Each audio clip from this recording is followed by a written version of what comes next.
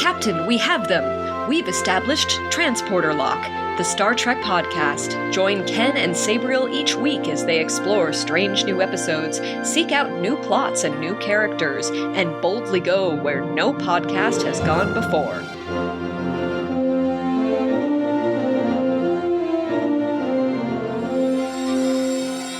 Hello and welcome to Transporter Lock, where we're here to talk about Season 2 of Star Trek Prodigy. I'm your co-host, Chief Engineer, Ken Gagney. And I'm Tiffany Bridge, First Officer. Hello, Tiffany. I have a very important question for you. Lay it on me. Who is your favorite Jonathan Frakes? Who is my favorite Jonathan Frakes? I only have one Jonathan Frakes. But what if you had 12, one for each month of the year?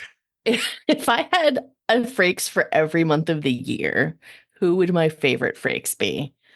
That is a great question. I had not paused to consider that ever in my life, but I think possibly my favorite Frakes would be the one in the episode where they're trying to save male fugitives from a planet ruled by women, and all the men are walking around with shirts with their chests out. I just found that to be very entertaining. Isn't that pre-Beard? In a sort of revengey way. Isn't that pre-Beard Frakes?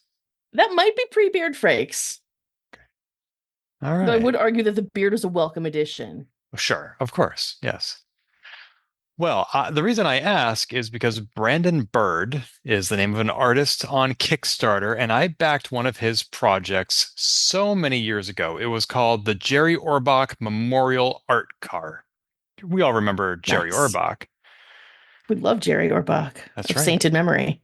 Yes, he was originally in the Broadway musical The Fantastics. He was the dad in Dirty Dancing, the movie that launched a generation of girls into puberty. That's true.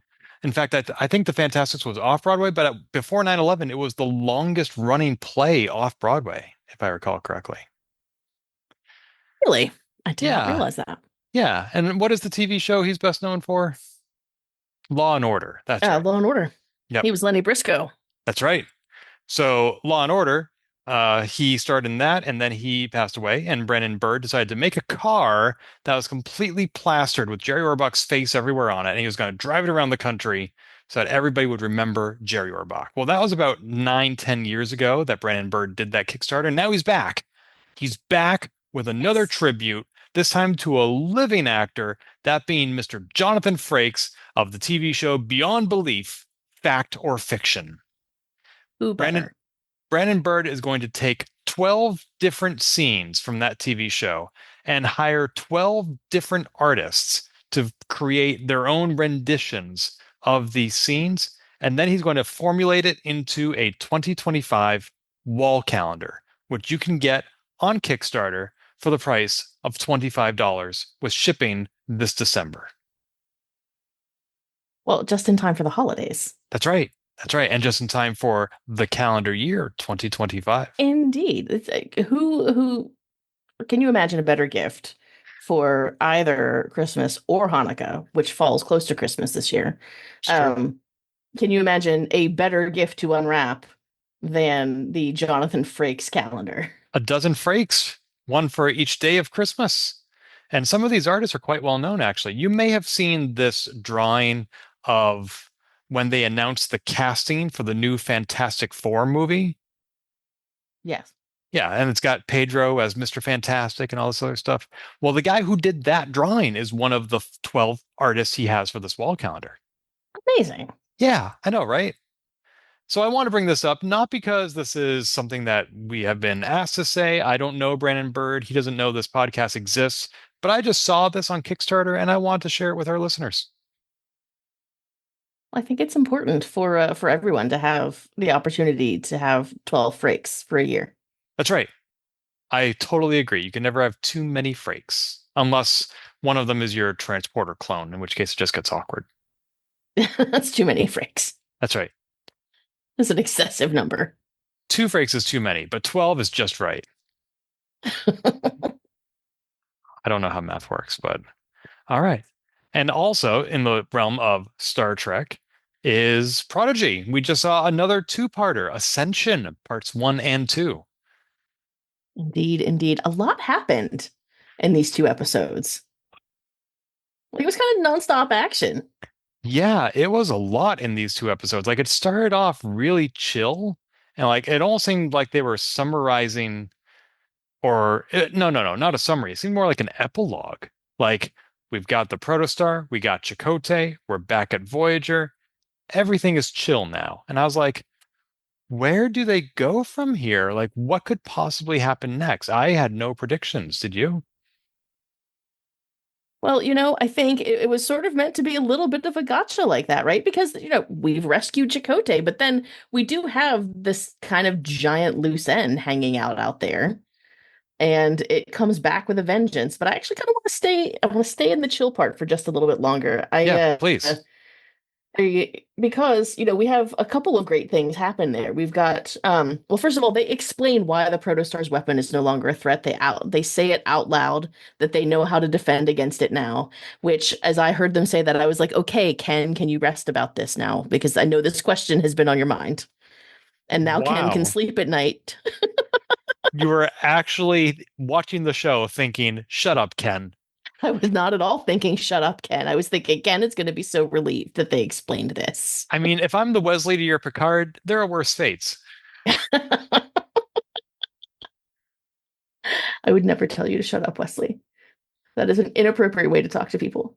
The upgrade, the antivirus upgrade they got, I don't think it was a coincidence that they said that at the same moment that the Binars were there, because they have been known for their system upgrades, like the holodeck in season one of TNG. So we Sure. don't we don't get to see them too often. We saw them briefly in lower decks. Here they are back in Prodigy. I thought that was cool. I love the depth of the canon that lets them just sort of pull this species out whenever they need a serious tech upgrade. Right. Um, but I also wanted to call attention to the Nova Squadron practicing in the holodeck. What was the name of the maneuver The that they were Boothby practicing? Supernova. The Boothby Supernova, which, as we all know, is a reference to the beloved gardener at Starfleet Academy, Yep. who I am spacing on this actor's name, but Ray before he Walston, became Ray Walston, my thank you, favorite because Martian. I was about to say he was Uncle Martin in My Favorite Martian, which is what I knew him for before he became Boothby. But now he is irretrievably Boothby in my brain. Um, I couldn't figure out what the maneuver was actually supposed to be in the Boothby supernova, because it appears to just be like a rapid, like 90-degree change in trajectory with like a cool coolant thing happening. I wasn't sure why it was called a supernova. They never really finished it. But of course that becomes important. Um There are two important things and that happened in the holodeck when they yeah, were because practicing that. Majel invites Dahl to practice with Nova Squadron and vouches for him, Yes. which I thought was super cool. Like, we've seen Dal and have a lot of growth this season. But we've also seen Majel like warm up in a lot of ways, which is great. Like, Majel has really become a bridge between our Protostar crew kids and sort of the Starfleet way, Yes. And by the which I way, appreciated. after all this time, I'm going to definitively say her hair is not shiny. It actually is white. Yes, and that's strange. I've never seen a Vulcan with hair like that, like an obviously like dyed hair like that. That's very unexpected. But maybe Vulcan teenagers also have like regrettable self-expression choices. We presume it's dyed, but I have seen similar things occur naturally, genetically. Well, the reason I'm assuming that it's dyed is because it doesn't seem to be white from one end to the other, from the root to tip, right? True. It seems to be like sort of mid hair shaft white, and that seems non-natural. And down at the bottom of her tips, too. Well, maybe. Yeah. But Anyway, um I thought it was cool that Dahl said he is eager to learn from the best. You know, he has often come across as very insecure in his own abilities and he overcompensates by expressing unearned confidence. But this time he just said, "No, sure. I'm eager to learn from the best." And he's like, and the other kids, the other Nova Squadron kids they didn't quite know what to make of that. They're like, "Oh, okay, yeah, I am the best and I'd be happy to teach you." And that even becomes important later in a number of ways. All right. Well, you're still talking about the holodeck scene? Yeah, let's talk about the holodeck scene. Okay. I just have one more thing to say about that. Hmm. One more thing I want to say about the holodeck scene is when the Nova Squadron is starting to do the Boothby supernova and they require attention, and they say to the Allurian, you know what that means? We got to cut the chit chat. He's like, okay. He doesn't actually say anything. He just nods. And this is, of course, a callback to Morn on Deep Space Right. Nine, who we never heard say a single thing, but always had this reputation of being such a chatterbox and will talk your ear off. And they're doing it again with like every member of that race that shows up, a chatterbox that we never see speak. They talk only when the narrative isn't present. That's right. Yeah, I think I really enjoyed everything about this holodeck scene, especially when I saw how many callbacks to it there were later, especially as we got into the second episode of this duo. And then of course we find out that the Doctor can't repair Zero's body. Zero's body is not going to last. We don't know how much longer they have in it. And they decided to start thinking about the synthetic body. And interestingly, Zero decides to put not the Doctor in charge of that project, but Jenkum Pog. Jankum Pog. Which I thought was an interesting choice. I don't know if it's how I would have gone, but sure, why not? Jenkum Pog's in charge of Zero's synthetic body. Well, not just the Doctor, but also the Doctor was going to reach out to the Daystrom Institute. And Zero's like, nah, we got Jankum Pog right here. He can do it. Yeah. Yeah, same Clearly thing. superior to the Right. Daystrom Institute. Yeah. The Doctor has demonstrated a variety of roles and skills in this season. So he has been, of course, a doctor. He has also created those uh, chronoton phase emitter shoulder things when the Loom attacked Voyager. He has been seen operating the transporter when he brought the kids back just in the previous episode. So I don't know if this ship is understaffed, which we can assume it is because that's why they have cadets on the ship. But still, I'm like, does the doc? I mean, I know he can be an emergency command hologram. I know his programming exceeds basic doctor skills. Not that basic and doctor really go together because it's a very complex set of skills. But still, it just feels like the doctor's everywhere. Well, I think there's a lot of things feeding into that. As we know, the fleet is stretched quite thin, as they remind us quite brutally in these couple of episodes. We know that the fleet has been stretched thin ever since the Protostar incident from last season. Mm-hmm. And so we knew that they were short-staffed already because that's why they had all these recruits on the ship. But also, they encountered the Loom, and the Loom wiped a great number of crew members from existence. And so if they weren't short-staffed before, they are real short-staffed now. And so there is absolutely no reason to restrict the Doctor to sickbay when you literally just need hands, right? And also finally, I think maybe, Janeway's been dealing with like a hostile Starfleet command this whole season. Maybe she just wants like officers, really like proven loyal officers she can trust around as much as possible because she's not necessarily going to let just anybody advise her. Speaking of which, I felt like this was an uncharacteristic depiction of Admiral Jellicoe. He actually seemed somewhat sympathetic to their situation this time. He was like, I'm sorry, Captain. Or no, I'm sorry, Admiral, but we're stretched too thin and blah, blah, blah. I mean, look, what I wrote in my notes in this next scene where Chakotay and Janeway are having this sort of like tender, nostalgic moment, and she's updating his comm badge because we've been missing for 10 years. And then Jellicoe like comes in and welcomes Chakotay home as if he wasn't the one ordering Catherine to leave him stranded. Like, are we supposed to just forget that about you? I don't forget about what Jellicoe does.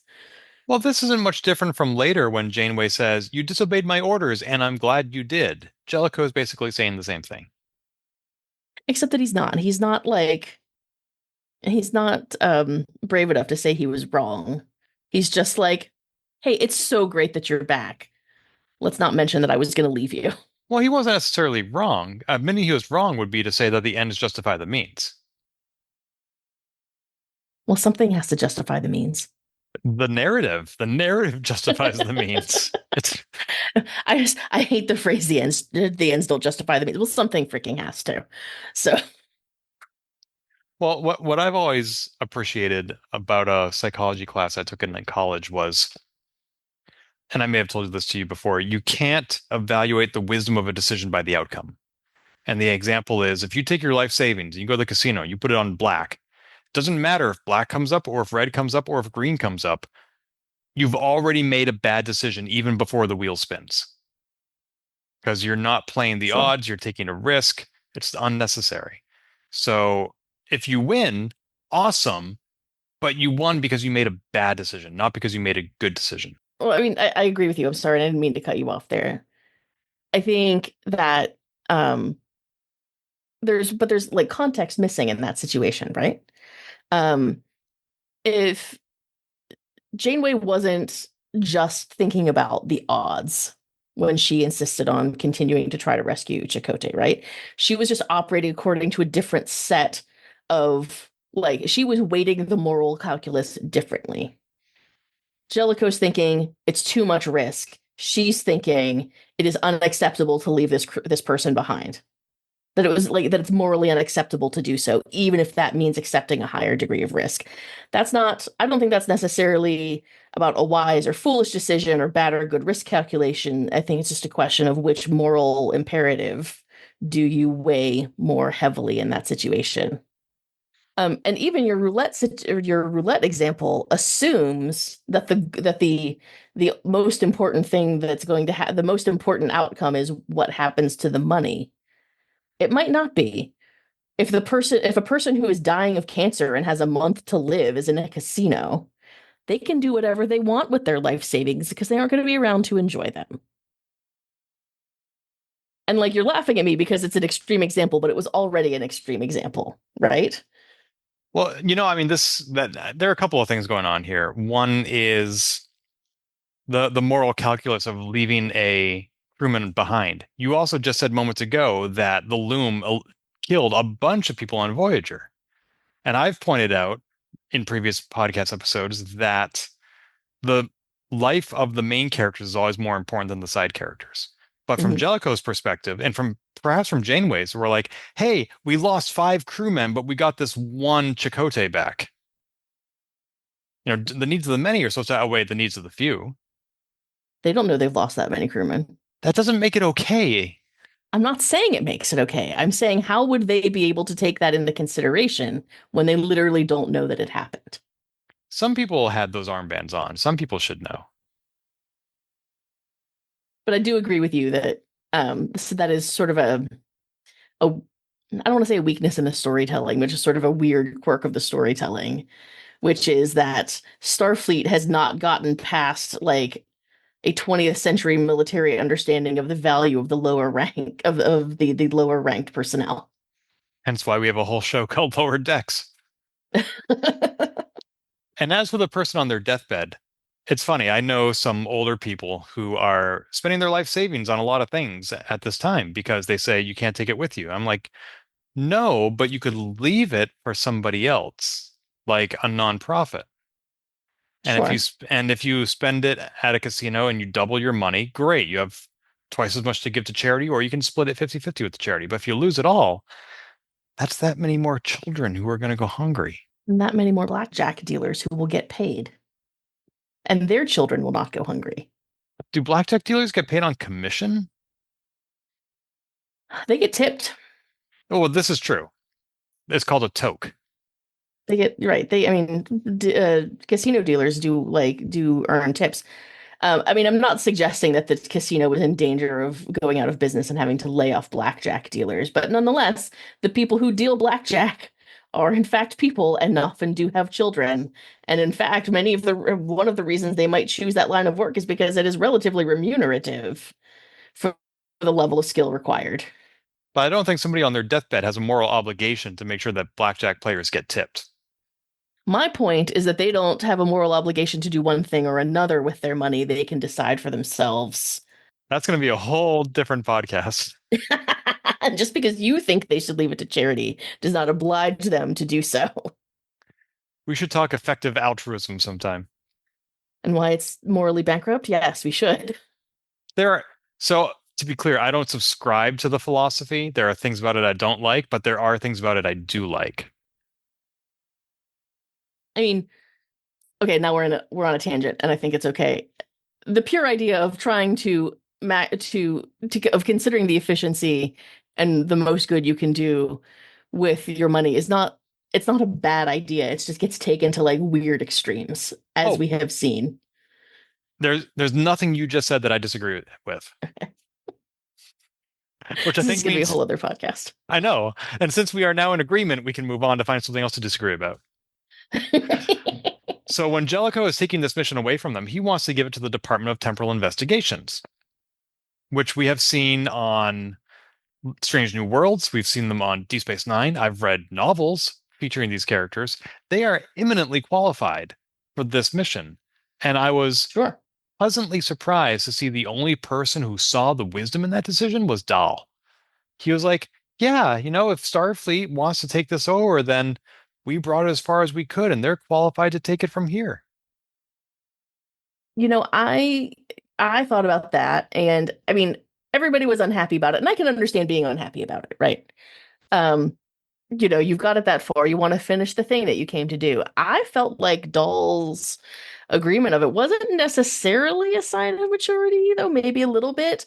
I thought it was sort of a Tony Stark in Captain America Civil War kind of moment where maybe Dahl is just sort of tired of everything, like of feeling like the future of the timeline is riding on them, and maybe he's just ready to like let somebody else be in charge of it, because that was sort of Tony Stark's motivation for signing the Sokovia Accords, is that he no longer trusted his own moral compass to make those decisions, and he was ready to hand over his conscience essentially to the UN, which is what the nature of his disagreement with Steve Rogers was. And I felt like maybe Dahl was like, this could just be, I could just let this be somebody else's problem. Maybe these people are more qualified than I am, and maybe I just don't want to be the one in charge of this problem anymore. I could see that. That's also a nuanced and probably more accurate reading of Winter Soldier than I ever thought of. What I remember about that movie is everybody fighting at the airport. I mean, the airport fight was cool. I've actually spent a lot of time, like too much time thinking about the central dispute of Captain America Civil War. I think we need people to spend more time thinking about the media they are consuming. I think people like me in that movie are too superficial and they miss opportunities to reflect. So, Says the guy who just busted out an effective altruism reference about Star Trek Prodigy. I think you think about your media plenty, my friend. I don't think I do enough podcasts about my media. And I don't think I'm consuming my media with people who are willing to engage it at the depth that you do. Oh, maybe I just think too much, because also the airport fight was really cool in that movie. Yeah, but acknowledging depth does not diminish the superficiality of something. It doesn't dismiss, oh my God, look at what Ant-Man just did. Right. So are we done talking about the chill moments in this episode? Yeah. Oh, yeah. Because like this is right at the point where it starts to pick up, right? Because they're all like grumbling about this, about having the mission taken away, and then suddenly, like record scratch, Tysus summons Gwen to the bridge. Right. And it's a message from her dad using the comm system of a downed shuttlecraft, which I assume is the one that we saw explode. And then that comm signal gets used to pinpoint Voyager's location, and Essentia comes on screen and sends Voyager a little greeting. And I had no idea what was happening. Like my stomach just fell out from under me. I don't know what the saying I'm trying to get is, but it's something like that, where suddenly these claws start coming out of like subspace at them. And did that remind you of anything? Yes, it reminded me of the Narada incursion, actually. Exactly. Yes. I thought that's what was happening. That's why my jaw was just nearly on the ground. I was like, this is not something I saw coming. They are sending a Romulan mining vessel because they had just implied moments earlier that Essentia has some sort of temporal weaponry. It would make total sense if it came from a Romulan from the future. And I was like, how is this happening? Like the movies and the TV shows are not supposed to cross streams. What is Well, and happening? I wasn't sure if it actually, mostly because I'm not skilled enough at identifying the different ships. I wasn't sure if it actually was the a Romulan mining vessel, or if it was just something that happened that was intended to give you that sense of like scale and terror, because it was just like a thing that is just a bunch of claws emerging in space is freaking terrifying, whether it's a Romulan mining vessel or not. Right. And ultimately, it proved not to be a Romulan mining vessel. It was the same ship we saw her dad flying around in the first season. Right. Which actually brings up a point I meant to mention last week, which was not Captain Janeway's laser pointer finger, which we forgot to talk about. It was the fact that in the opening credits, which are unchanged as far as I know from the first season, we still see that robot guy who was helping the diviner in the first season. And I'm like, why is he still in the opening credits? He has not been in this season. Now he is. Well, so that's Dreadnought, and we actually did see a model similar, but like repurposed on Solum, Yes. assisting Gwen's father, all voiced by Jimmy Simpson.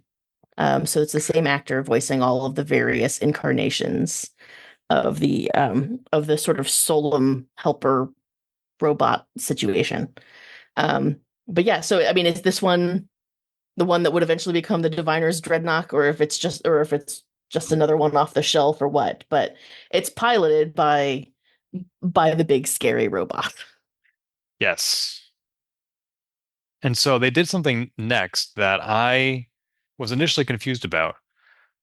Dahl joined the Nova Squadron in their ships to go fly out there. And I thought it was so important, as Wesley said, to keep everybody together. And so when he went off and did his own thing, I was like, this is not what we were told to do. And maybe I'm taking too fine-grained an interpretation of the word together, because they're still like working together on the same mission within proximity to each other. But you can see them. There's this shot down the corridor where you see them say goodbye, and one goes that way and one goes that way. And I was like, that is very visually demonstrating the opposite of what Wesley advised. Right. They're splitting the party. Right. Which we just saw them do last month or last week when they took different elevators and one of them ended up in Captain Tuvix's ship. You know, I think we're gonna find that the together was not metaphorical, because they were literally together, but I don't think it was necessarily meant to be like literally together on the same ship in the same room. Right. Um, because certainly all of them were working together, Yes. but because we also see Zero have to, escort a member of Nova Squadron to sickbay, because they are and they are also not in any particular condition to be in battle mode on a starship. Right. Right. That was another splitting of the party that I was concerned about. So we've actually, in some ways, we've split the party into three. Yep. And then, of course, as we move later on, we find out exactly what the implications of that are. Right. One of the questions I had was, why is Essentia attacking them at all? And the broader answer is because she wants to start a war with Starfleet that she can win. Because Starfleet destroyed the home that she came from, and she Right. wants to prevent that from happening again. But it's not tactically necessary for her to focus specifically on Voyager. Just because she knows Gwyn does not make it the tactically prime target. You know, I think I think Essentia, for one thing, wants to destroy the protostar, but also wants to destroy anyone connected with the protostar. Probably wants to destroy Gwyn just for good measure. Like, I just get the sense that Essentia is not going to just let the timeline take its course, right? She's like, okay, Gwyn is the one who's trying to prepare our world for first contact with Starfleet. And that means I absolutely cannot allow her to do that. because contact with Starfleet is what destroys us. Okay, that makes sense. I mean, I also don't necessarily expect villains to be the most logical. Especially in a kid's show. Mm, Yeah. So this whole fight sequence, the whole space combat, there was a lot going on. Like they had the very slow acting power drain on mhm, Voyager.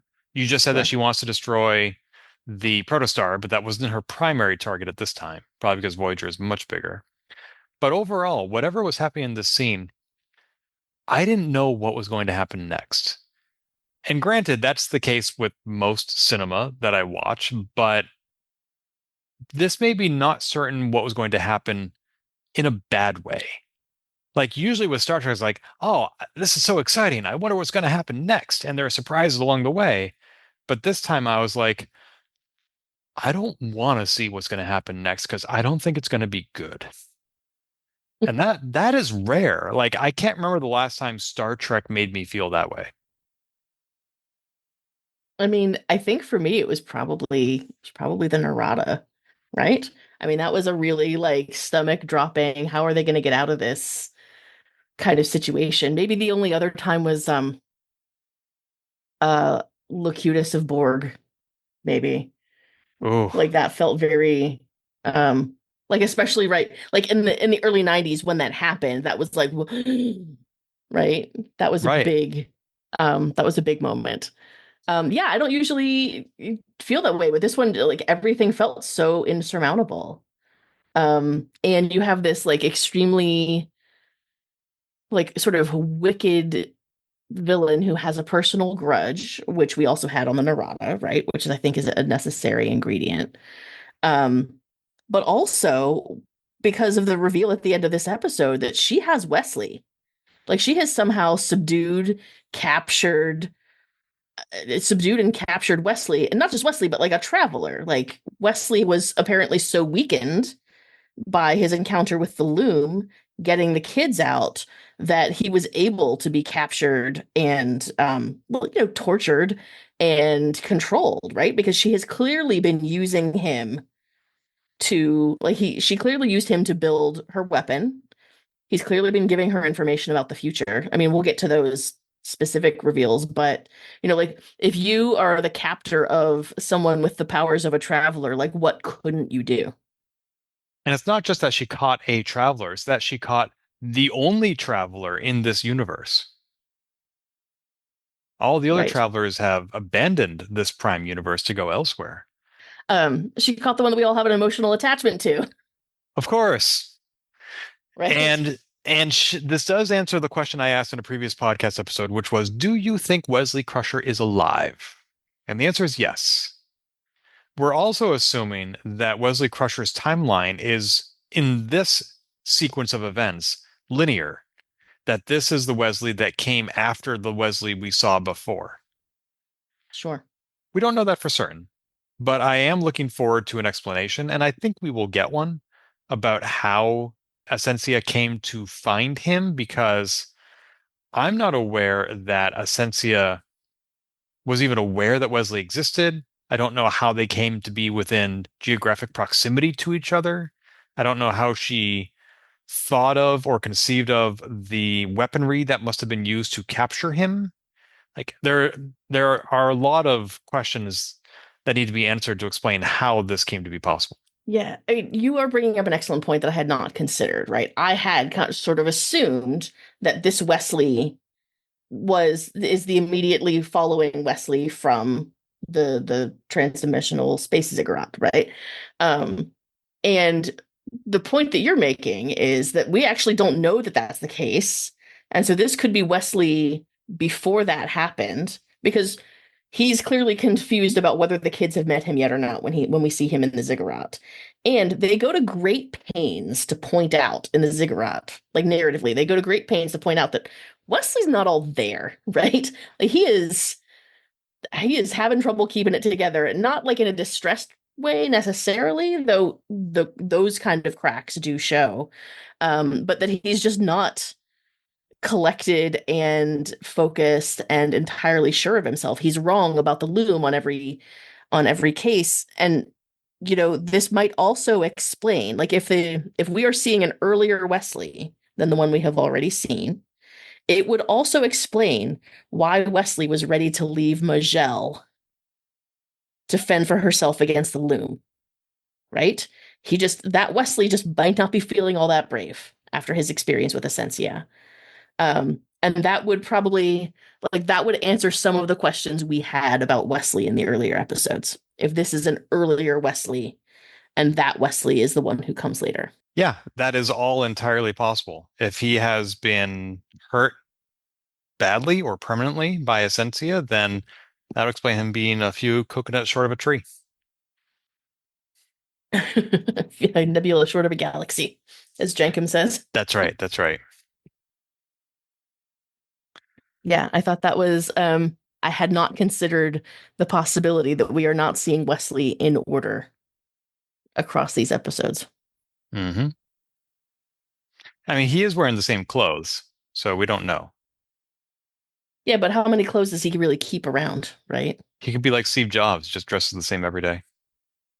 And well, we saw him when we saw him in TNG, right? Like he had a few different sweaters earlier on, but like once he sort of reached his adult height, it was always that same sweater until he switched to a uniform. It's true. I have only one other point about this episode before we move on. You may have others, but the one I want to bring up is Janeway to Janeway. I loved it. And there was just a slight catch in her voice as she like realized this is weird. And there was the hologram saying it, realizing it was weird. Yeah. Like, oh, hey, hi, me. It's me. Yeah. Yeah, I like that too. Although this does remind me, back when they were in the chill part of the episode, and Chakotay and Janeway were sitting in the mess hall together, they were sitting on the same side of the table, not opposite each other. Mhm. And I think they may have been holding hands. I mean, it could be. We certainly can't say with authority that they weren't. Right. And I feel like fanfic exists in the spaces between what the narrative tells you. It's true. So that's going to be my headcanon now because I have been like quietly shipping those two now for years. So Decades, probably. yeah, decades. Yeah.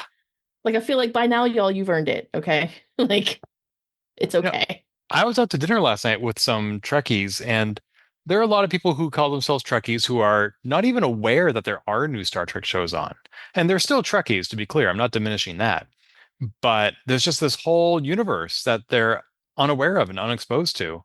And one of them was telling me last night, I respect that some people started with the Next Generation and Picard is their captain, but for me, it'll always be Janeway. I started with Voyager, and that is my favorite Star Trek. And I asked them, did you know there's a new Star Trek on right now that has Janeway, Chakotay, and the Doctor?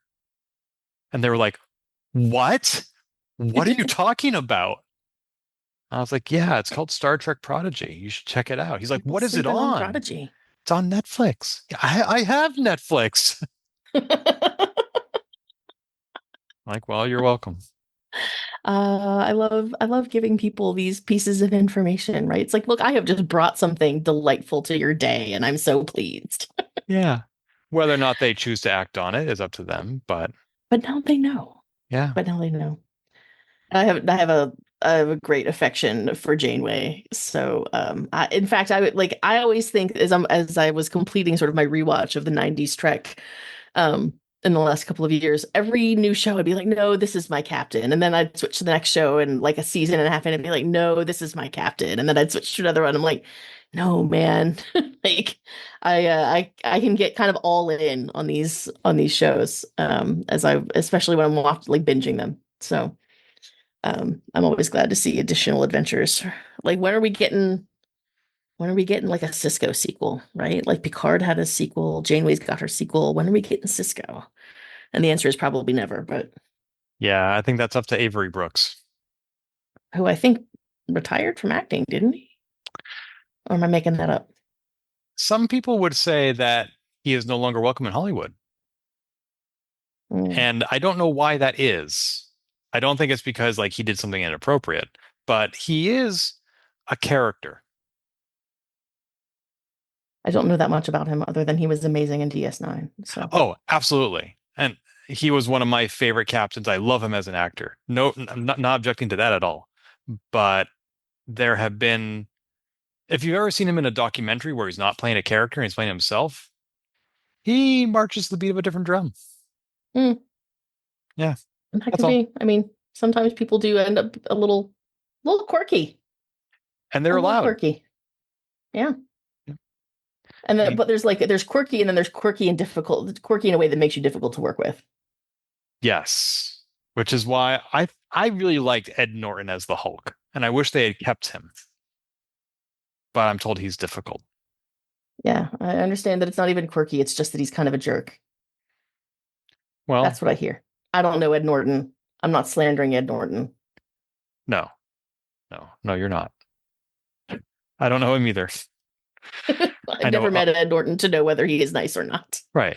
It's like Ramona Flowers. Do you know Pac-Man? I know of Pac-Man, and I know of Ed Norton. Can't speak to him personally. Shall we talk about Ascension Part 2?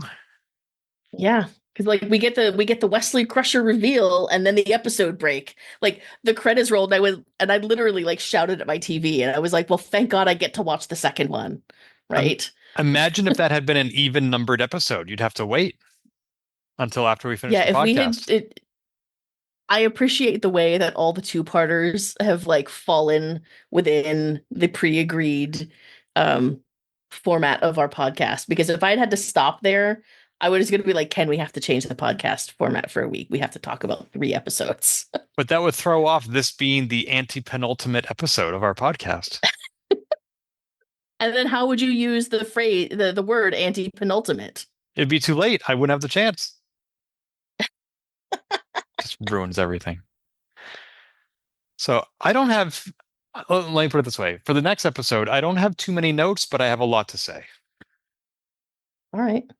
As you know, my notes are frequently just sort of like reminders of exactly what sequence of events happened. But I do want to say kind of right away, is like as we fade back in, right? Like Voyager's in trouble. Like Janeway's literally picking herself up off the floor. Um, the Protostar joins the fight. And then like Jankum and Murph work together to shoot down the drones, right? Like Jankum uses the like a cool tractor beam trick, and then what does Murph do? Murph shoots them all down, and then Chakotay says something like "nice shooting," and Murph goes "pew pew pew," and I almost fell out of my chair again because that was hilarious. It's funny. Murph always comes through, and yet there are also times when he doesn't seem to take things seriously at all. Like those happen at the same time. Like, oh, we're in the mirror universe and everybody wants me dead. Let me put on an ink mustache. Can you imagine what the real Mirror Murph must be? It's got big bangs. I do not even want to go there. Murph yelling pew pew pew reminds me of that time. Like it was right after Data got his emotion chip Hmm. and they landed a direct hit on something and he just like jumps out of his chair. It's like, yes. It was to me, this was like the Murph equivalent of that. Like this. I shot them all. That's right. I've killed the drones. Nice. During that same scene, I noticed that there was an Orion at the helm of the Voyager. Remind me. Oh yeah. There was an Orion. Yeah. I believe the only Orion we had seen in Starfleet prior to this was Tendi from Lower Decks. Mm-hmm. So, Aside from the one that we see in Discovery. oh, was there one in Discovery as well? Oh, but that's like 900 years in the future, you mean? Yeah, that's not 100 years in the future, but she's still an Orion. Well, right. I'm not talking about the first time we as audience members have seen it. I'm talking about the first time chronologically in the Starfleet universe. Oh, okay. And I Okay. think this might be, I forget when Lower That Decks can't is be set. right. No? Well, no, wasn't there a green woman that Kirk was involved with? Isn't that where that comes from? I mean, that's where we met, though. There was a green woman that Kirk was involved with. That's where we first saw Orions. I don't think she was a Starfleet officer, is what I'm saying. No, she wasn't. No, I don't think she was in Starfleet at the time. Though, if you will allow me to indulge in the Kelvin universe again for a moment, Oh, sure. Yes, Kirk was that Kirk. involved with a green student at the academy as well, who would have Yes. then go on to become an officer. Yes, that is correct. So I guess I have to be even more precise. The first time chronologically in the Starfleet universe, in the Prime universe, I'm just going to keep adding adjectives until I'm right, Tiffany. I'm just gonna make your life more difficult, Ken. That's fine. I appreciate precision. It's fine.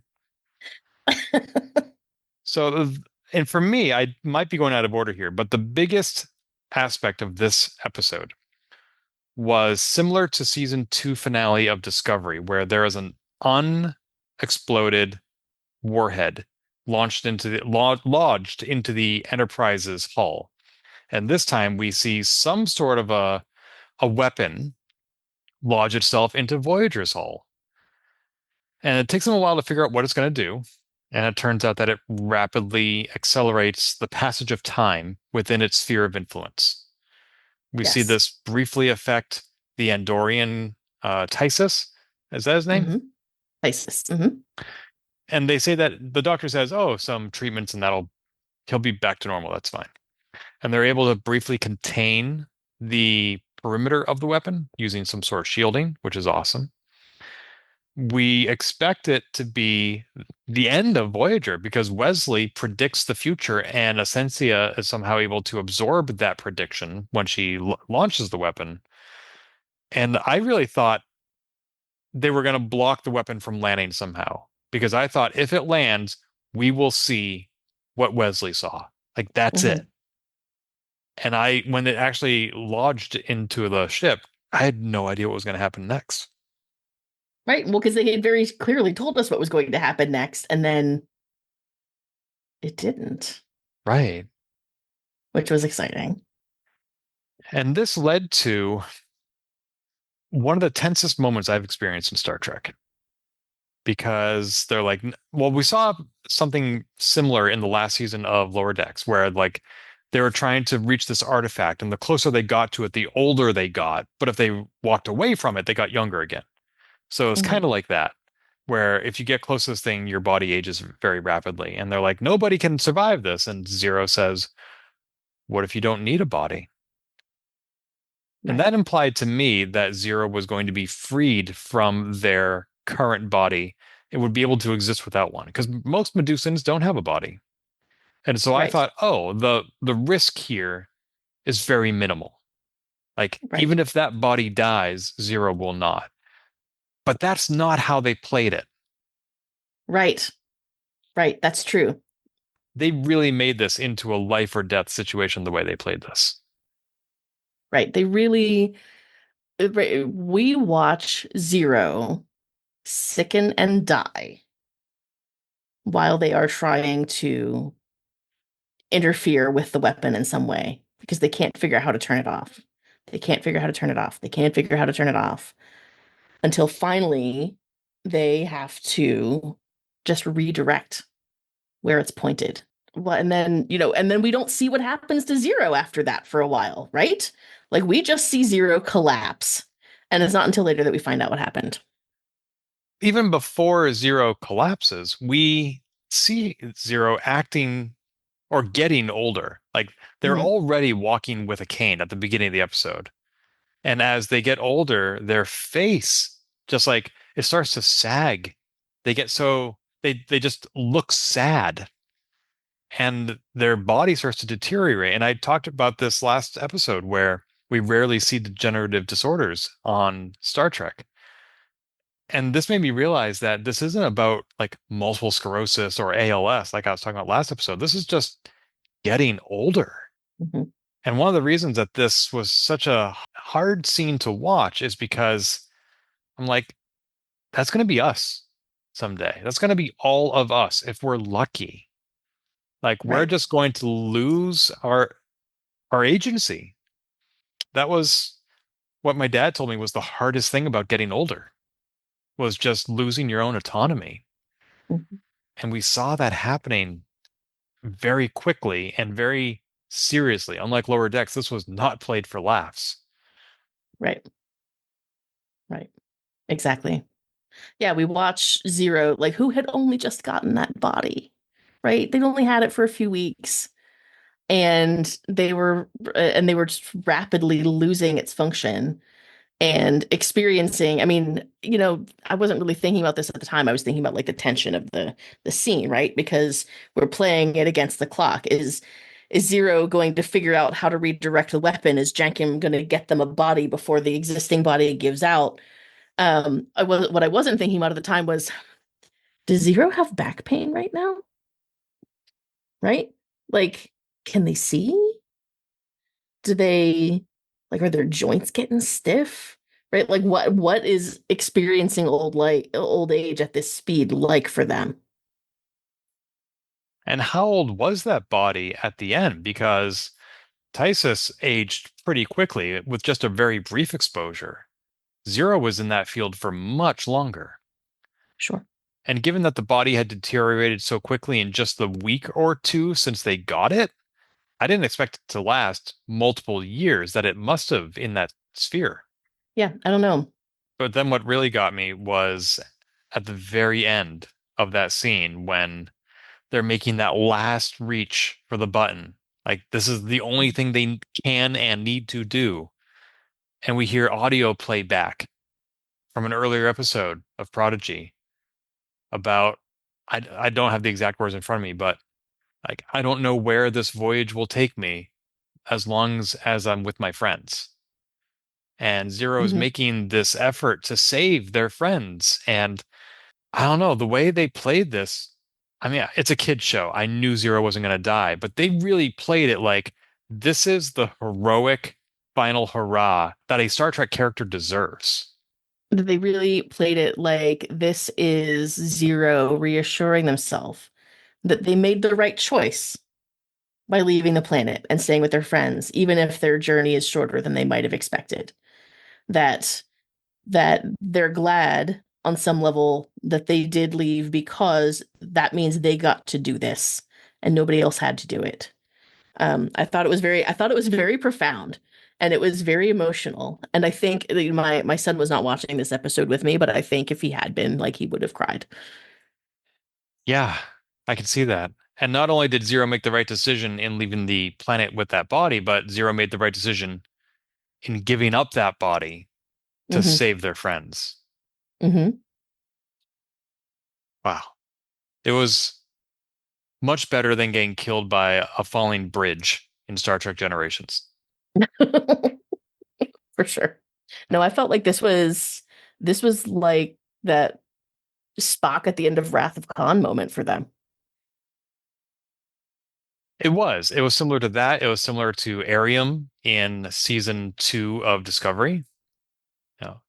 But the way they played this, especially with, as I said, like with the aging face just looking sad, like like Spock, when he died, he didn't seem sad because he's a Vulcan. And Arium died in a very tense, action-packed moment. Like she was practically yelling up until the moment she died.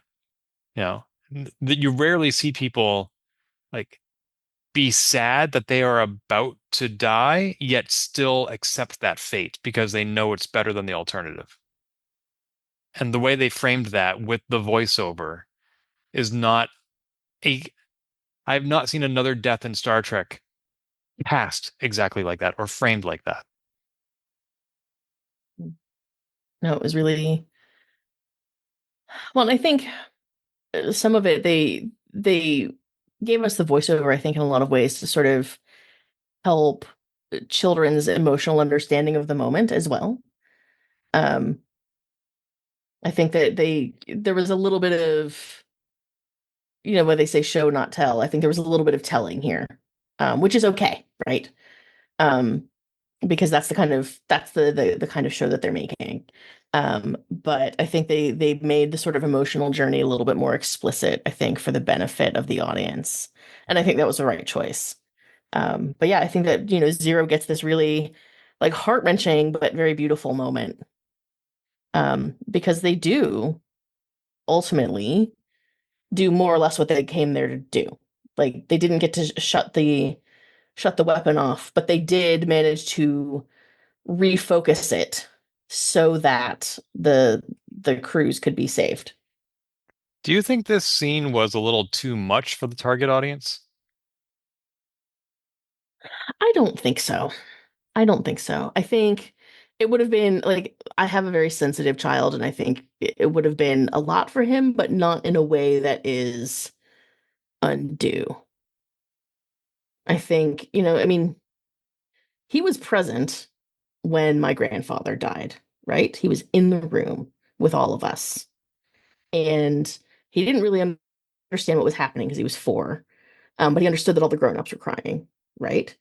This is a thing that children have to learn to process, and they often have to learn to process it in, ways that are very unfair to them. Sometimes it has to be their own parents or a sibling, or even their pets, like kids have to learn to do this, have to learn to process this, and life doesn't care whether they're ready for it when it gets thrown at them. And so I felt like this wasn't, um, it wasn't gory or even particularly violent or any of those things. I think it really showed like bravery in the face of something really scary. And I think it actually was quite appropriate for children. The reason I ask is because I thought it was a little bit too much almost for me. I mean, sometimes I don't feel grown enough to watch my favorite TV show characters die. That's true. Um, it was a lot. Kind of like how seeing Chakotay and Janeway reunited last week brought a little tear to my eye. So Yeah, did this episode, watching Zero die. it was a lot. Yeah, Well, and I think it's just a real testament to the quality that we're seeing this season. That, you know, when somebody said to me, "Oh, Nickelodeon's making a Star Trek show for kids," like I never thought that I'd be sitting here like watching Zero have this beautiful self-sacrificial death and like wiping a tear from my eye. right. And then going on a podcast to talk about it. Right, right. And to explain it like philosophically why I think that's a perfectly appropriate thing to show children. Right? So Zero does redirect the weapon and it starts chasing Majel, and they finally get to do the Boothby maneuver. Well, even before they get to the Boothby maneuver, right? What do we see happening? We see the drones are anticipating all of their moves, like all of their Starfleet evasive maneuvers. That's right. The drones are anticipating them. And so when they mentioned like, oh, it's like they've read the manual, and Dell says, I haven't even read the manual. What I thought, where my brain went was, is this one of the things she pulled out of Wesley's brain? Hmm. And also, has Starfleet really not updated its evasive maneuvers since Wesley was a teenager? Maybe she has another source. There was that downed shuttlecraft on the planet. There was that down shuttlecraft on the planet, but I'm like, Yeah. Wesley's like 50 now. They haven't updated those. And also, the kids are piloting ships designed by Lieutenant Tom Paris. Designed by Lieutenant Tom Paris, Yeah, of and they go real fast. course But they do. then, what happens is Dal is like, okay, well, then we have to be really random. We have to do, what did he say? We have to do like wackadoo stuff. Yeah, And Majel says, okay, wackadoo it is. the only logical course is to be illogical. Exactly. Exactly. And it worked. Right. Because going back to the days of TOS, that is how you make a computer shut down, is you present it with illogic. Yes. You confuse it. But yeah, and then they get to do the Boothby maneuver. And I still don't understand why it's called a supernova. I still don't understand. But it works. I think it's called a supernova because that's what I keep accidentally calling the protostar. Yeah, it's basically like a saucer separation where the kids allow the ships to continue forward and get chased by this weapon, which when it hits the enemy ship, doesn't just make it accelerate rapidly, it somehow seems to make the whole thing explode. Right. Somehow it's exploding now. Right. I'm not going to get hung up on that point. And there's no remote control over it either. Well, I think, it lodged in Voyager's hull, which seemed to have been the intended result. Mhm. But then what did it hit on the Rev 1, right? Like maybe it was a direct hit to the warp core, right? Like maybe it didn't blow up because the weapon was designed to explode. Maybe it blew up because of what it impacted. Maybe. But now I'm not going to get hung up on it. Nor I. They got rid of all the drones, which is what was causing the ship to have shields. Apparently, the ship doesn't have its own shields. So with the drones out of the way, there was nothing to stop this torpedo from exploding. Yep. And huzzah, they destroyed the ship and the Yep. dreadnought. Right. And during that whole scene when Zero was in Shuttle Bay, they kept asking Jankum-Pog, I'm going to need my body sooner than anticipated. And Jankum-Pog is taking energy away from the protostar. And everyone's like, we need that. He's like, no, I need it. Yep. And we don't know if the body is finished in time. And in the end, it turns out it is. And Zero gets a new-ish body. Jenkin Pug, classic product manager. I actually have a P0 that I need these resources for that is more urgent than your P1. I felt it in that moment. Um, but yeah, then Zero gets a new body that looks startlingly like their old body. How did you feel about that? I sort of liked it. I felt like this is it's the classic look. It's a little updated.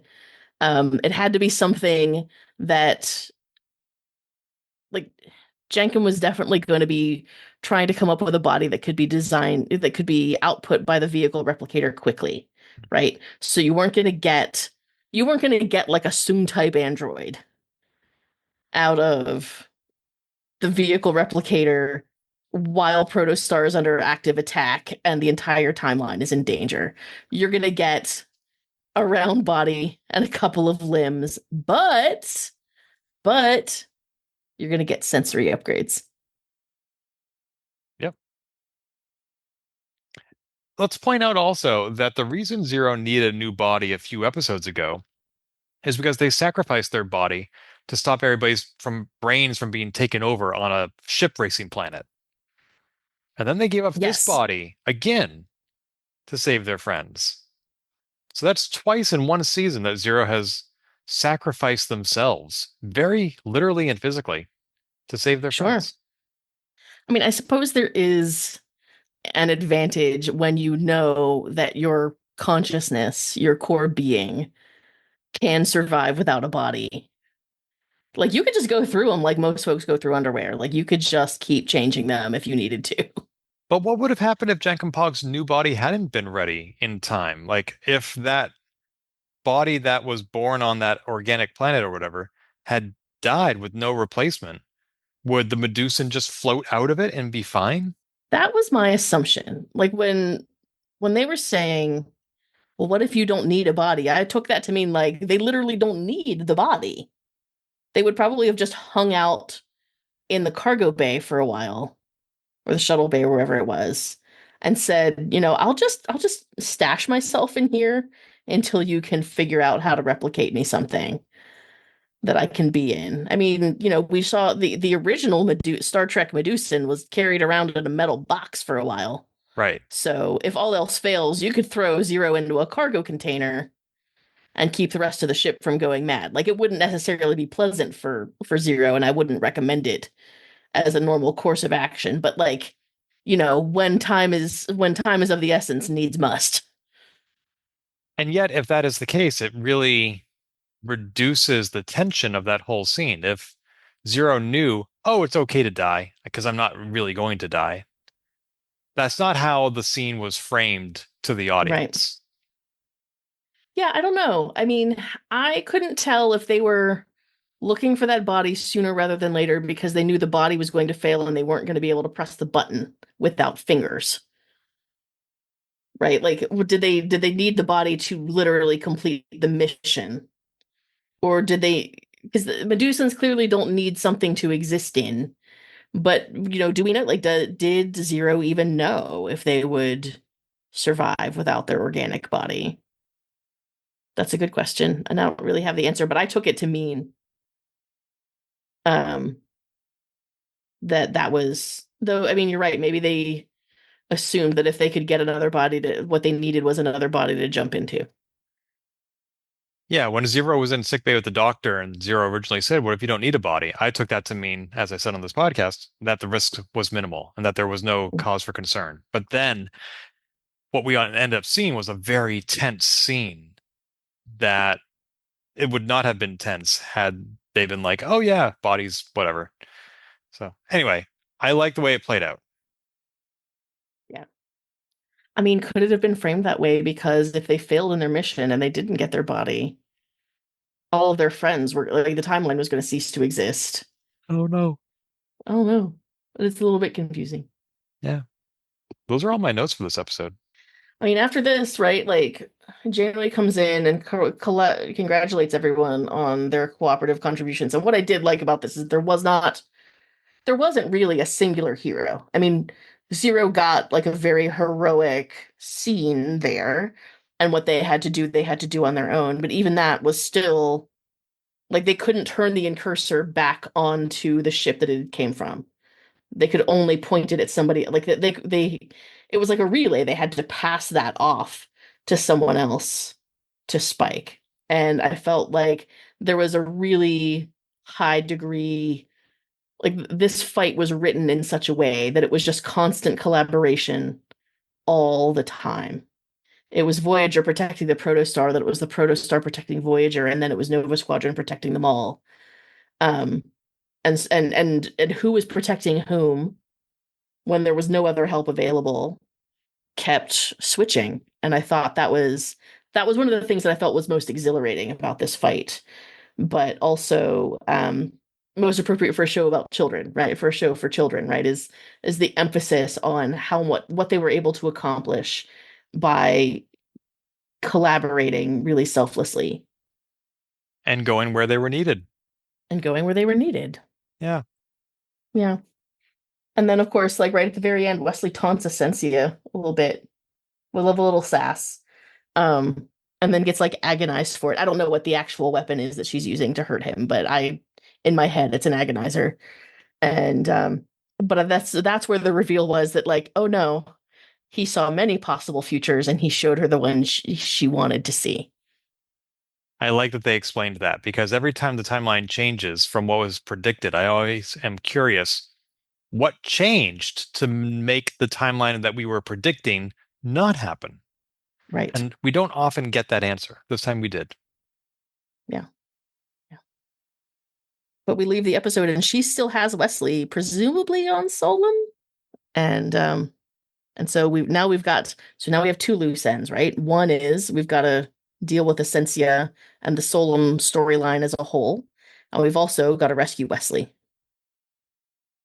We've got 4 episodes left to do it in.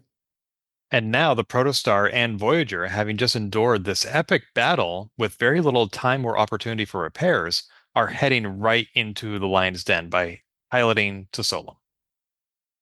You know, something that I've always admired about Starfleet ships is the amount of repairs you can accomplish on them in the time it takes to warp across to your next destination. Yes. I don't know why it always works out that way. It's the narrative. Um, have we talked about red shirts in here yet? What about them? About the book Red Shirts by John Scalzi? Love that book. Okay, just making sure. Because but the I always think of it in these moments because of the way it explicitly talks about the narrative and avoiding being the narrative and being part of the narrative. I need to read it again. I really like John Scalzi. I find a lot of his books rely on Deus Ex Machinas, and that gets tiresome after a while, but that book is worth rereading. I always recommend that and Old Man's War. I really liked Agent to the Stars. I just read that for the first time in the past year. That was really cute. Yeah, that was his first novel. Right, not the first one published by a publishing house.